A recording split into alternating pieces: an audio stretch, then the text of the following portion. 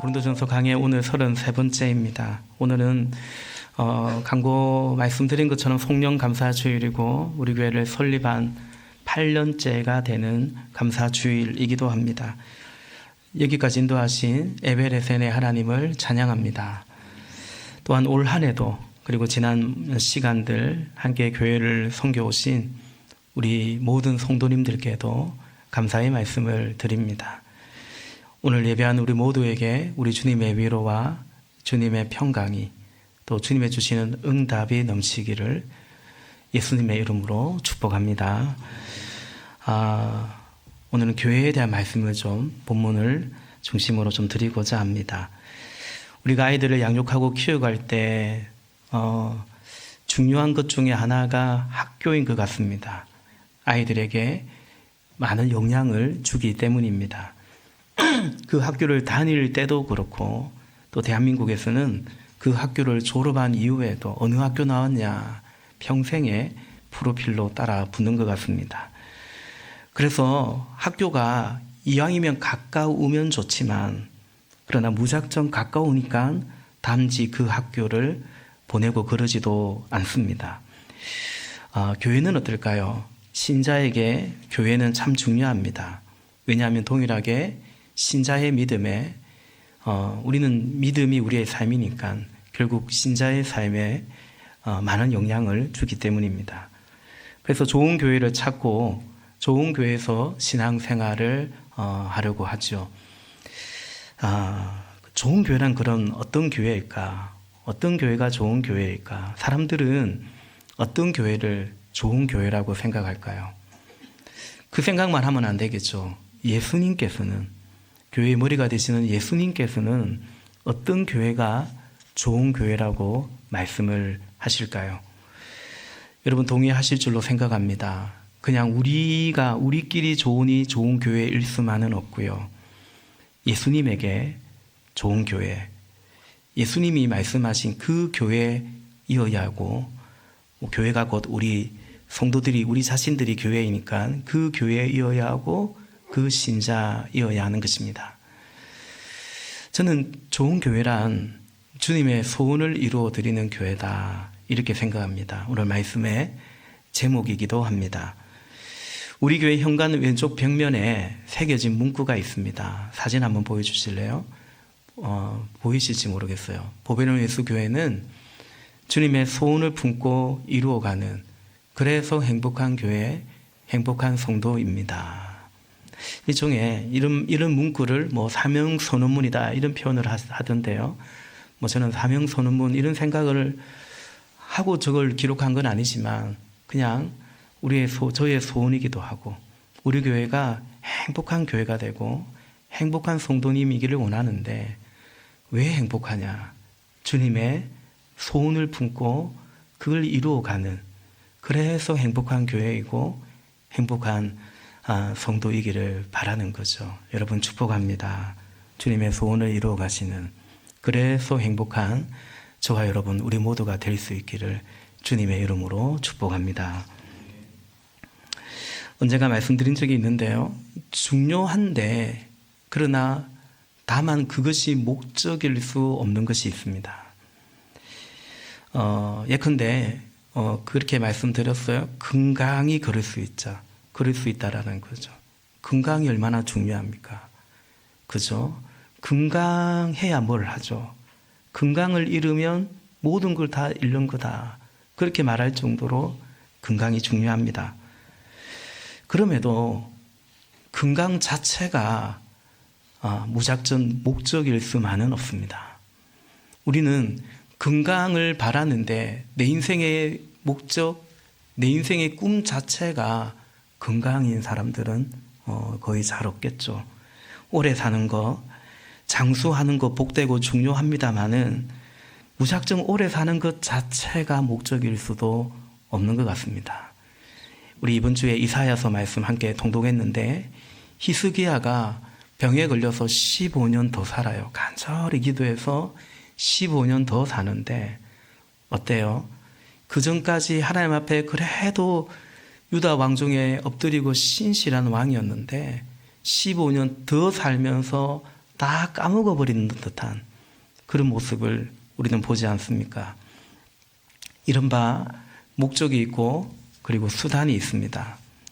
이 목적과 수단 이 둘의 혼돈이 오면 그건 매우 어리석은 실패하는 인생이 되기가 쉽습니다. 흔히들 주객이 전도된다 그렇게도 말을 하죠. 예수님께서 마태복음 6장 25절 말씀해 보니까 그러므로 내가 너희에게 말한다. 목숨을 부지하려고 무엇을 먹을까 또는 무엇을 마실까 걱정하지 말고 또 몸을 감싸려고 무엇을 입을까 걱정하지 말아라. 목숨이 음식보다 소중하지 아니하냐? 몸이 옷보다 소중하지 아니하냐? 아멘. 여러분, 음식이 소중합니까? 목숨이 소중합니까? 뭐가 목적이고 뭐가 수단입니까? 몸이 중요합니까? 의복이 중요합니까? 뭐가 목적이고 뭐가 수단입니까? 예수님께서 그야말로 목적과 수단을 혼돈하지 마라. 주객이 전도되어서는 안 된다. 우리가 늘 우리 네 가지 씨 뿌리는 비유 그 밭 중에서 이 세상 염려와 재리의 유혹으로 그 말씀이 고마 결실하지 못하는 밭, 성도들에게 물어보면 그 네 가지 밭 중에 어느 밭 같습니까? 하면 그 제일 많이 응답하는 손을 드는 것이 가시밭 같아요. 그렇죠. 재리의 유혹이 있고 또 세상의 염려가 있고 이제 그런 거죠. 우리 생명의 삶에서 이 말씀 배우지 않습니까? 그들에게 하시는 예수님의 말씀이라고요. 우리 PPT 한번 볼까요? 우리 생명의 삶에서 같이 보는 PPT죠. 마태복음 6장 25절 이 말씀을 우리가 배우면서 지금 제가 드리는 말씀 목적과 수단을 분별하자는 거죠. 주객이 전도된 삶을 살지 말아야 한다. 여러분, 목적과 수단이 혼돈되어 버리고 결국 주객이 전도된 삶을 살아버리면 사실은 인생을 도둑질 당하고 맙니다. 실컷 살았는데 애쓰고 용 썼는데 그만 수단과 목적이 헷갈려 버리면 그러죠.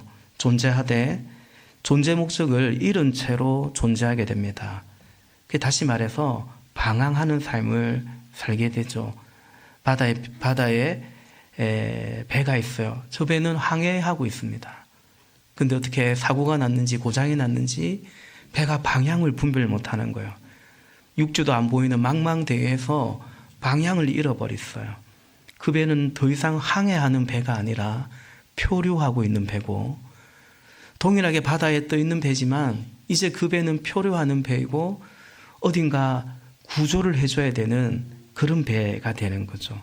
우리가 주객이 전도돼 버리는 인생이 딱 그런 인생. 더 이상 어딘가를 향해서 목적지를 향해서 나아가는 인생이 아니라 존재하니까 존재하는 거고 살아야 하니까 사는 거고 그러니까 몸뚱아리 때문에 의복이 있는 건데 의복 때문에 몸을 계속 상하게 하는 목숨 때문에 음식이 있는 건데 음식 때문에 오히려 목숨을 까먹어버리는 그런 이제 인생이 될 수 있다라는 거죠. 여러분 몸은 그리고 이 몸의 건강은 수단입니다. 목적은 따로 있습니다. 로마서 6장 13절 말씀해 보니까 또한 너희 지체를 너희 몸을 불의의 무기로 죄에게 내주지 말고 오직 너희 자신을 죽은 자 가운데서 다시 살아난 자같이 하나님께 드리며 우리 자신을 하나님께 드리며 또 우리의 이 지체 이 몸도 의의 무기로 하나님께 드리라 말씀합니다. 그렇죠. 몸으로 죄 지을 수 있고요. 몸으로 주를 섬길 수가 있습니다. 병들어서 몸이 약할 때 못 짓던 죄를 이제 건강하고 회복되더니 병들었으면 안 지을 죄를 지을 수도 있는 거고요. 병들었기 때문에 하나님께 그렇게 충성하지 못했다면 그 몸으로서는 그러나 이제 건강해졌기 때문에 이 몸으로 하나님을 섬기고 의의 무기로 하나님께 드릴 수 있는 거죠. 은사도 마찬가지입니다. 오늘 본문에서 이 사실을 말합니다. 우리 37절, 38절 한 번 더 같이 읽으십시다. 시작. 누구든지 자기가 예언자이거나 성령을 은사로 받은 사람이라 생각하거든 내가 여러분에게 써보내는 이 글이 알아야 합니다. 누구든지 이것을 인정하지 않으면 그 사람도 인정을 받지 못할 것입니다. 아멘. 예언자이거나 어떻든 성령의 은사를 받은 사람, 은사를 가진 자는 어떻게 해야 되냐? 그것으로 주의 명령을 따라야 된다라는 것이죠. 은사를 가졌는데 순종하지 않는다면, 은사를 가졌는데 사랑하지 않는다면, 은사는 수단이거든요. 하나님께서 성령을 각 사람에게 은사를 부으신 것은 12장 7절 말씀처럼 공동의 유익을 위함이다. 덕을 세우기 위함이다라는 거죠. 근데 고린도 교회가 그랬다고 했죠. 지금 그러고 있죠. 은사 가지고 싸워요.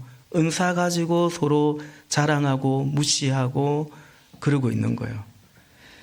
은사를, 그 수단을 준 목적을 쌍그리 까먹고 있는 것입니다. 은사 때문에 말썽을 피우는 것입니다. 그건 수단과 목적을 분별하지 못한 그야말로 주객이 전도된 것입니다. 우리 취업도 마찬가지입니다. 우리의 경제 활동도 그렇습니다. 그렇게 기도하고 드디어 취업이 됐는데 이제 취업이 되니까 안정된 삶을 살면서 거기에서 안정을 삼고 하나님과는 계속 멀어져 가요. 그 취업해야죠. 일해야죠. 경제활동해야죠. 그것으로 먹든지 마시든지 무엇을 하든지 하나님 영광을 위하여 살라고 하신 것처럼 하나님 영광을 위해서 살아야 될 터인데 취업하더니 안정된 직장 구하더니 하나님과 멀어져 가는 거예요. 연애, 결혼도 마찬가지입니다. 결혼해야죠. 근데 결혼하더만 고마 하나님과는 막 멀어져 가요.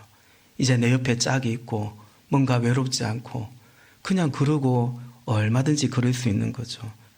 여러분, 취업이든 연애와 결혼이든 사업이든 아니 우리 인생 자체가 그렇습니다. 여러분, 수단과 목적을 혼돈하면 안 됩니다.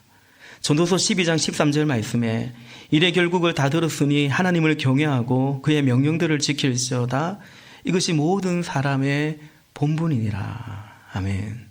이것이 모든 사람의 본분이, 사람의 모름지기 사람이란 이래야 된다라는 거죠. 사람의 도리라는 거죠. 그게 뭐예요? 하나님 경외하고 그 명령을 지키라라는 것입니다. 여러분, 전도서가 이 12장이고요. 끝이고요. 이 구절이 거의 이제 끝에 있는 구절이에요.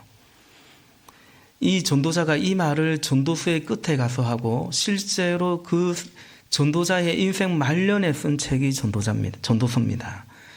근데 전도서 전체에서 전도자가 이렇게 살았다고 말하는가? 사람의 본분은 이러니까 하나님 경외하고 그 명령을 따라 살아야 된다라고 말하는데 사실은 정작 자신은 그리 못 살았다라고 말하고 있죠. 근데 이 전도자는 돈, 명예, 건세, 지혜, 지식, 여자 안 가져본 게 없습니다. 다 가졌고 다 이루고 떵떵거리고 살았습니다. 남 부러울 게 하나 없는 사람입니다. 근데 전도서에서 제일 많이 나오는 표현이 뭡니까? 헛되고 헛되니 헛되고 헛되더라는 거죠. 그 이유가 뭡니까? 그 모든 것, 돈이든 명예든 건세든 지혜든 그거 다 수단인데 이 사람이, 이 전도자가 수단과 목적을 분별 못하고 주객이 전도된 삶을 살았기 때문이죠. 그것으로 하나님 경외하고 살았어야 되는데 그것 자체를 목적으로 살았기 때문에 전도자는 헛되었다라고 말하는 것입니다. 그래도 이 사람이 나중에 그걸 깨우친 거죠. 은혜죠. 그래서 전도서가 성경에 있는 거예요. 이 전도서 마지막 12장 1절에서는 이렇게 말합니다. 이 전도서가 젊은이들에게, 내 아들아 아들에게 젊은이들을 향해서 쓴 편지거든요. 글이거든요. 이렇게 말합니다. 전도서 12장 1절에 너는 청년의 때 곧 공고한 날이 이르기 전, 나는 아무 낙이 없다고 할 해가 가깝기 전에 자기는 이미 이런 때가 된 거라는 거죠. 그러나 너는 청년의 때에, 내 아들아 젊은이들이여 너는 청년의 때에 너의 창조주를 기억하라 말씀하는 것입니다. 사랑하는 여러분, 우리의 자녀들, 우리의 청년들이 바로 지금 젊은 날에 창조주 하나님을 이렇게 기억하고 살아간다면 이 전도서를 쓴 이 전도자보다, 전통적인 견해로는 솔로몬 왕이라고 보는데요, 어쩌면 지혜의 왕인 그 사람보다 지금 젊은 날에 창조주 하나님을 기억하고 그를 경외하고 그 계명을 쫓아 살아간다면 훨씬 지혜롭게, 훨씬 잘 살고 있는 것입니다. 그도 그럴 것이, 여전히 수많은 사람들은 전도자가 헛되다고 한 그것을 쫓아서 살아가고 있기 때문입니다. 이루지도 못해요. 거기에서 실패하고 패배자로 살아가는 것 같은 그런 거죠.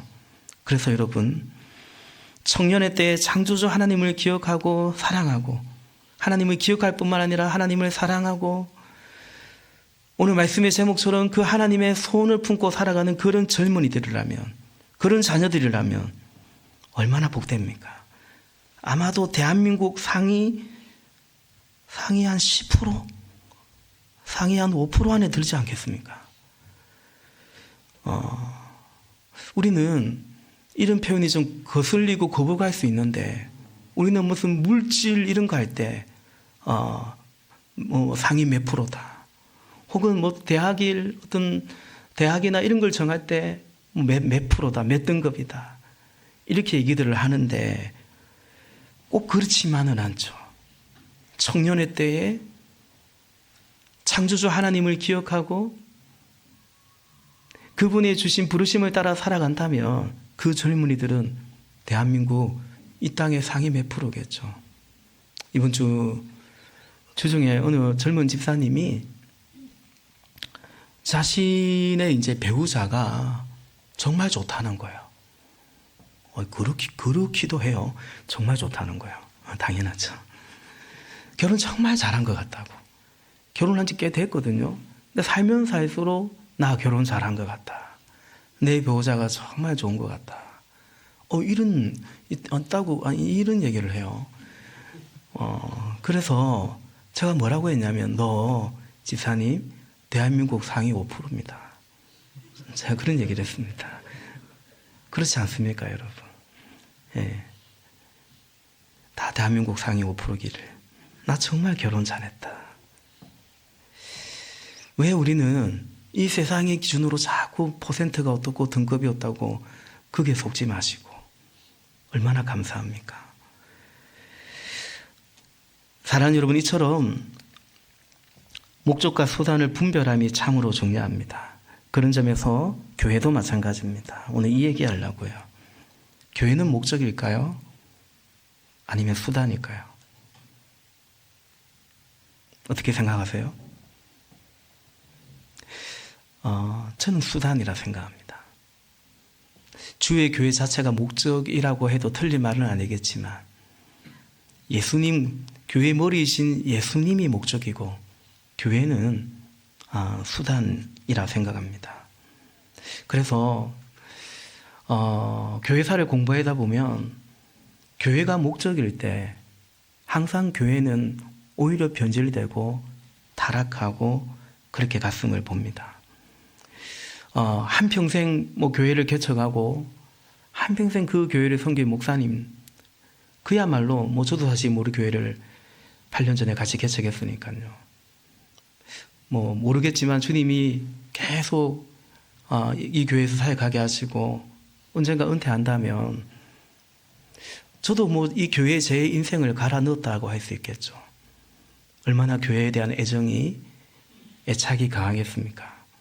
그럼에도 불구하고 종종 기도합니다. 하나님, 예수님을 사랑하는 거지 교회가 목적이 되지 않기를. 그래서 이 교회가 곧 나 분신이고 이렇게 되면서 혹시라도 끝이 아름답지 못하는, 그러지 않기를, 그런 마음을 갖습니다. 늘 중보기도 해주시는데 제가 기도 제목 낼 때 하나님 사랑하고, 그리고 말씀 사랑하고, 그리고 영혼을, 성도를 사랑하는 목사가 되기를 원한다, 기도해 달라고 부탁을 합니다. 제 그게 순서의 의미가 있습니다. 하나님을 사랑하는 거고, 그리고 주의 말씀을 사랑하는 거죠.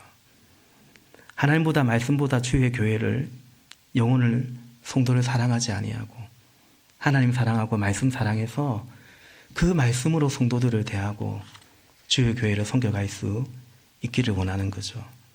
교회 자체가 목적일 수 없고 교회의 존재 목적은 사실은 명확합니다.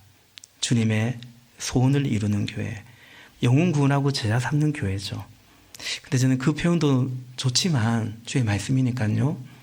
근데 너무 좀 기계적이고 목표지향적인 같은 그런 느낌이 좀 들어서 그냥 주님과의 관계 안에서 영혼 구원이라는 그 자체가, 제자 삼는다는 그 자체가, 따지면 그게 왜 우리의 목적입니까? 그것이 주님의 소원이라서 그런 거 아닙니까?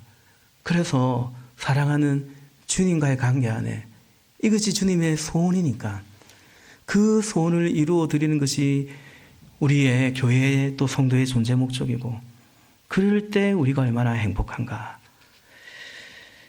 그 생각을 하는 것입니다. 그럼 주님의 소원을 이루는 교회는 뭔가? 오늘 세 가지 말씀드리는데 첫 번째는 짧게 말씀드릴게요. 첫 번째는 치유 공동체, 그리고 그 다음에는 사명 공동체인 것 같습니다. 근데 먼저는 치유 공동체입니다. 주님의 소원을 이루어가는 교회 첫 번째는 치유 공동체. 치유 공동체는 예수님의 품을 의미합니다. 마태복음 11장 28절에 수고하며 무거운 짐 지는 사람은 모두 내게로 오너라. 내가 너희를 쉬게 하겠다 말씀합니다. 내가 너희를 쉬게 하겠다. 오늘 우리 간증해 주신 자매님이 일터는 당연히 일터고, 근데 집에도 이제 어머니를 돌봐야 하니까 나에게는 집도 일터 같은데, 그런데 목장에 가면 내가 쉴 수 있더라. 그 고백을 하죠. 얼마나 감사한지 모릅니다. 여러분, 교회는 영혼 구원하는 구원 공동체인데 사실은 그 말인즉 치유 공동체입니다. 예수님이 이 땅에 구원하러 오셨는데요, 지옥 갈 사람 건져내고 천국만 보낸 게 아니고 질병에 걸린 자 치유하셨습니다. 악한 영에 시달리는 사람, 그 더러운 귀신을 내쫓았고요, 마음에 병든 자 그 마음을 어루만지셨습니다. 내가 너희를 쉬게 하리라. 구원은 있는데 안식은 없는, 그건 기독교의 구원이 아닌 거죠. 여러분, 자주 말씀드리지만 교회는 병원입니다. 그래서 교회에 멀쩡한 사람 잘 없습니다. 멀쩡한데 교회에 왔겠습니까? 다 이런저런 사연이 있고 이유가 있어 교회에 온 겁니다. 주님이 불러주셨고요. 근데 병원은 왜 갑니까? 아파서도 가지만 병 고치려고 병원 가는 거 아닙니까? 그래서 교회는 그냥 환자들만 모여있다 이러면 안 됩니다. 교회는 그 안에서 치유가 일어나야 됩니다. 우리 교회에서, 교회는 병원인데 우리 교회에서 우리는 함께 동병상련을 나눌 뿐만 아니라 치유를 경험하는 것입니다. 계속해서 그 은혜가 있기를 간절히 기도합니다. 교회의 존재 목적, 주님의 소원을 이루어가는 교회. 두 번째는 사명 공동체. 이건 예수님의 손길을 의미합니다.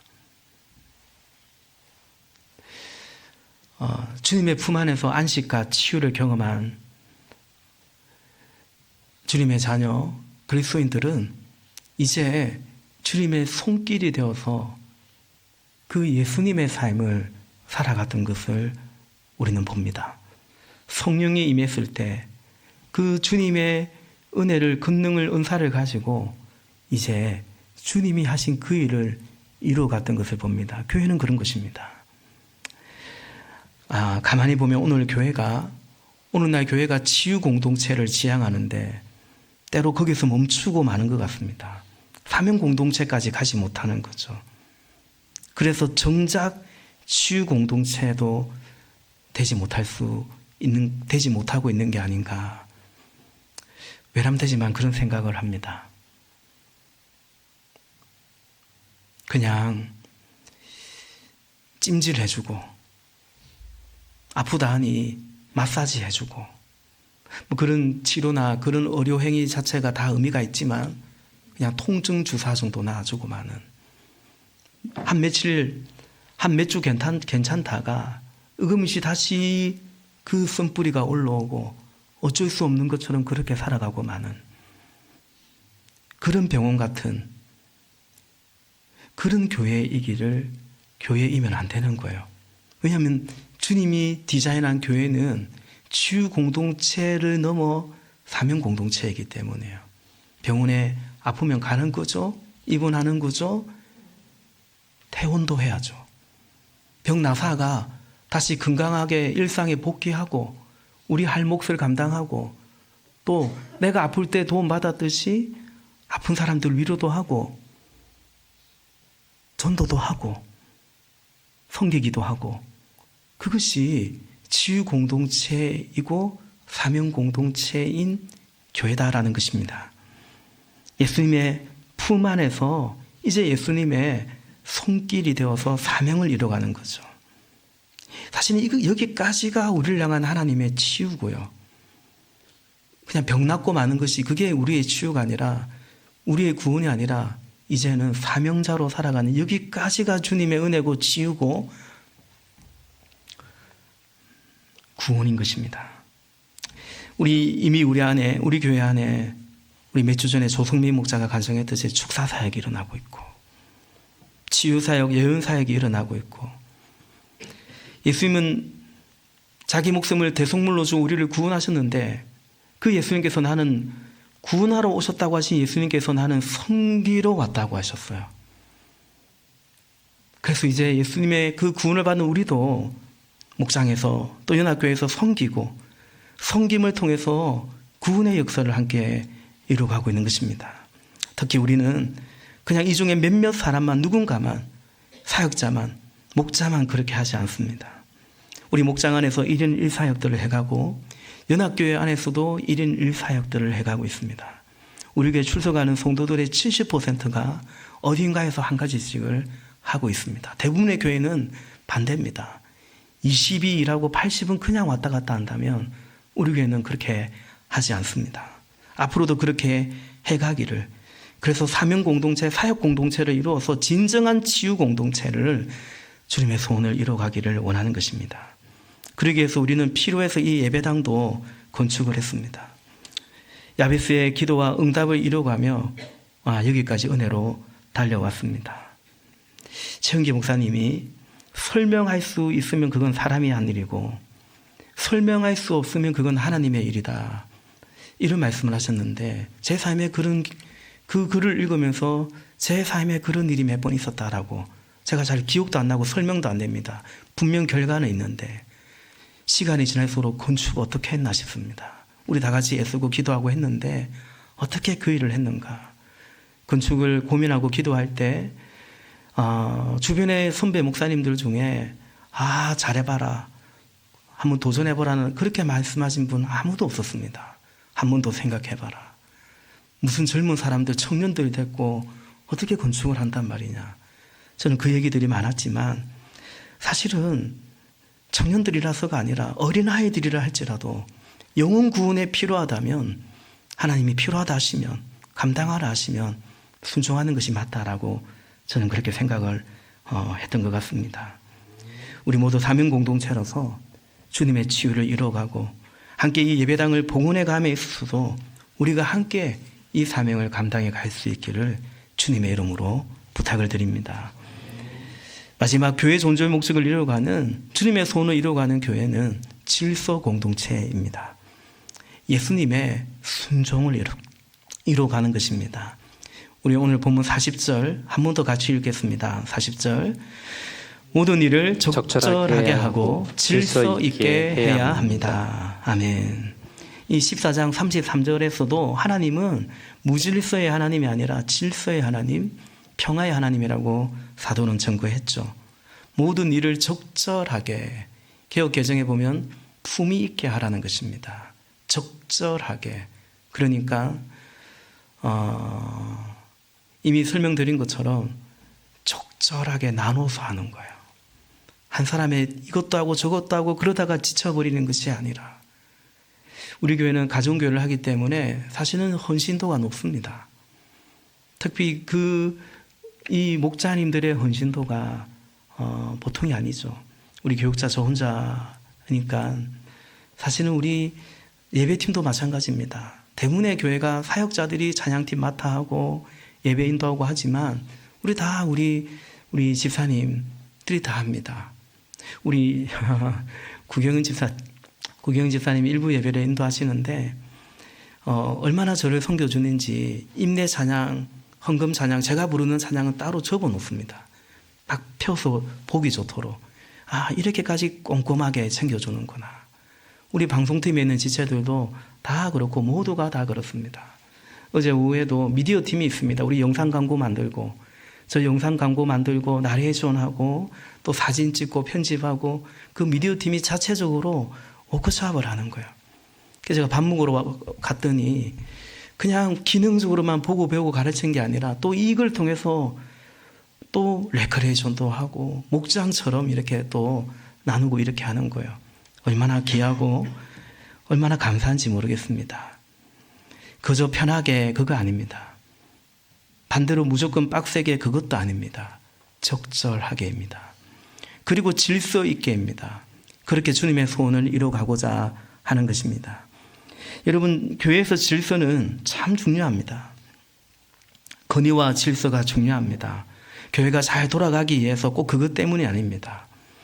예수님을 본받아 가는 것이기 때문에 건의와 질서를 따르는 것이 예수님의 그 순종을 본받아 가는 것이기 때문에 주님의 제자로 서가는 것이기 때문에 중요합니다. 여러분, 질서를 위해서 필요한 것이 뭡니까? 자기를 부인함이 필요합니다. 우측 동행이에요. 이게 질서잖아요. 싫어. 난 그냥 내 생각대로 갈 거야. 좌측으로 갈 거야. 그 질서가 지키지 않습니다. 나는 좌측으로 가고 싶지만 우측으로 통행해야 이게 질서고 모두에게 더 편리하고 안전하구나. 따르는 것이죠. 내 마음대로 하지 않는 것입니다. 운전해 가다가 멈추기 싫어도 빨간불이니까 서고 기다리고 이 길을 가는 것이고 그것이 질서입니다. 질서는 언제 지켜지냐? 내 마음대로 하지 않을 때. 그래서 왜 교회의 질서가 중요하냐면 내 마음대로 하지 않는 거죠. 그게 죄의 본성인데 오늘 자매님 간증해 준 것처럼 이제는 그리스도의 법을 통치를 따르는 거죠. 자기를 부인하고 지켜가는 것이 질서이기 때문에 교회의 질서는 그냥 교회가 잘 돌아가려면 이게 필요해. 그 정도의 계제가 아닙니다. 교회는 그래서 질서 공동체, 순종 공동체입니다. 우리 장로님 이 시에서 우리 어른들께서 얼마나 훨씬 연배가 어린 저의 말을 이 건의와 질서를 잘 따라주시는지요. 우리 청년들도 그렇게 해주고 있습니다. 우리 다음 주 신년 첫 주부터 우리 세겹줄 특별 새벽 기도회를 합니다. 이번에 모두 33조가 한 조에 3명씩 들어가 있잖아요. 한 130여 명 이 정도 신청을 한 것 같습니다. 각 조에 조장들이 있습니다. 조장들이 역할이 꽤 많습니다. 이번 주 중에 우리 이지 간사님이 조장 카톡방을 만들었습니다. 조장 좀 해줄 수 있나요? 그 누구에게도 묻지 않았습니다. 왜 내가 조장입니까? 아무도 그런 말 하지 않습니다. 나는 왜 조장이 안 들어갔나요? 그 말하는 사람들도 없습니다.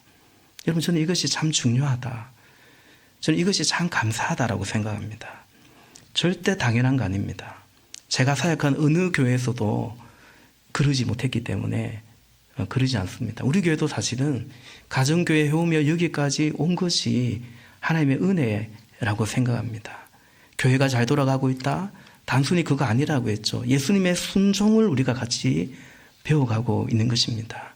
저절로 되지 않습니다. 우리 각자가 나의 자아를, 내 생각을, 자기를 부인하기 때문에 가능한 것입니다. 다 동의가 되고 다 이해가 되어서 그러고 있다라고 생각하지 않습니다. 여러분이 때로는 생각이 달라도, 아니 이해도 안 돼도, 동의가 안 되어도 따라주고 계신다. 저는 그렇게 생각을 합니다. 그런 점에서 담임 목사로서 얼마나 여러분에게 감사한지 또 감사의 말씀을 드립니다. 우리 마지막으로 본문 고린도전서 15장 1절과 2절을 같이 한 번 더 읽겠습니다. 시작. 형제자매 여러분, 내가 여러분에게 전한 복음을 일깨워 드립니다. 여러분은 그 복음을 전해받았으며 또한 그 안에 서 있습니다.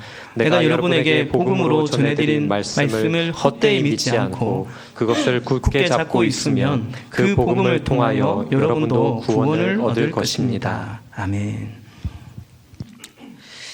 말씀을 마무리합니다. 헛되이 믿지 않는 참 신앙의 공동체이기를 원하는 거죠. 이제 고린도전서 이 편지를 이제 마무리하거든요.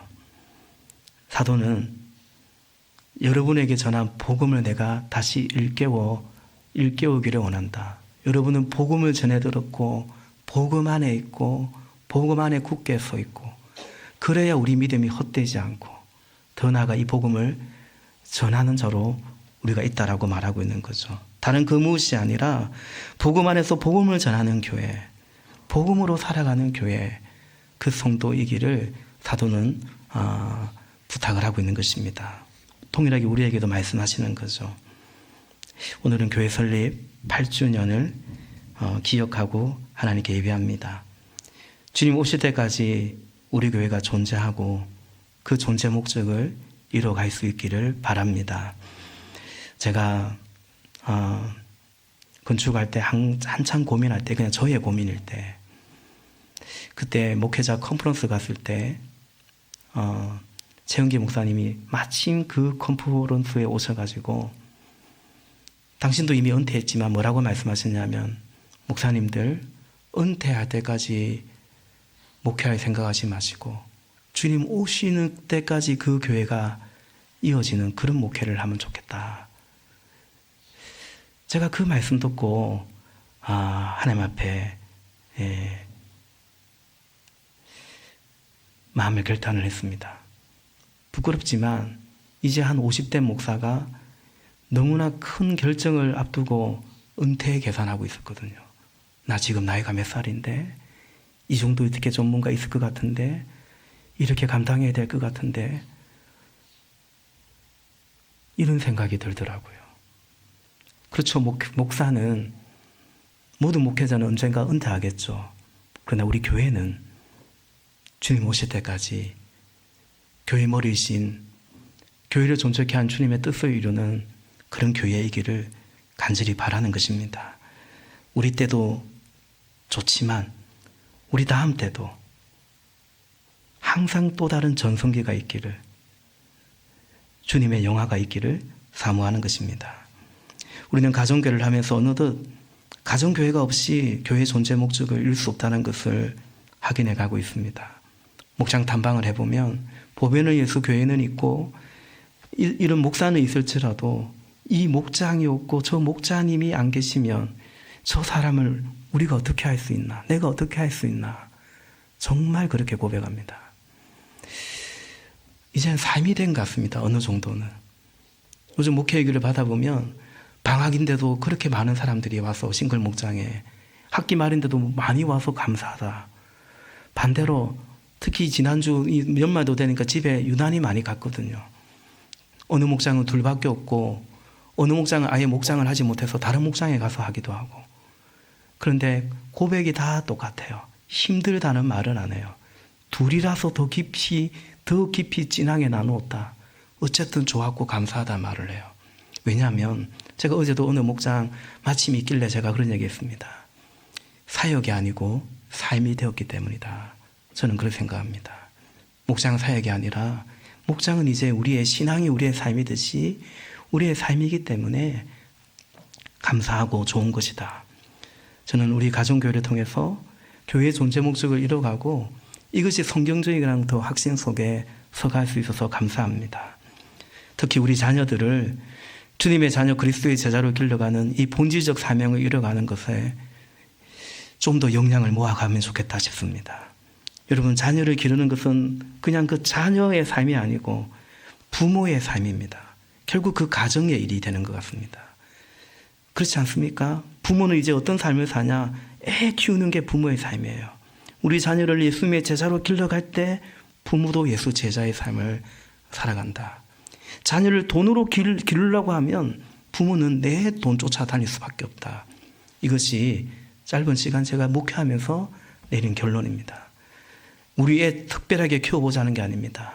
하나님의 자녀로 그리스도의 제자로 길러갈 때 그때 부모도 같이 변하고 결국은 우리 교회가 우리 가정들이 그렇게 서간다. 주님이 이를 앞서 이루어 가실 것을 기도하는 것입니다. 사랑하는 여러분, 주님의 품에서 치유의 은혜를 경험하고 이제 주님의 손길로 쓰임받는 사명의 축복을 이루며 질서 있게 주님의 순종의 주님을 본받아가는 제자가 되어서 사랑하는 주님의 소원을 이루는 행복한 교회가 되기를, 함께 그 교회를 여전히 세워가시기를 주님의 이름으로 부탁을 드립니다. 기도하시겠습니다.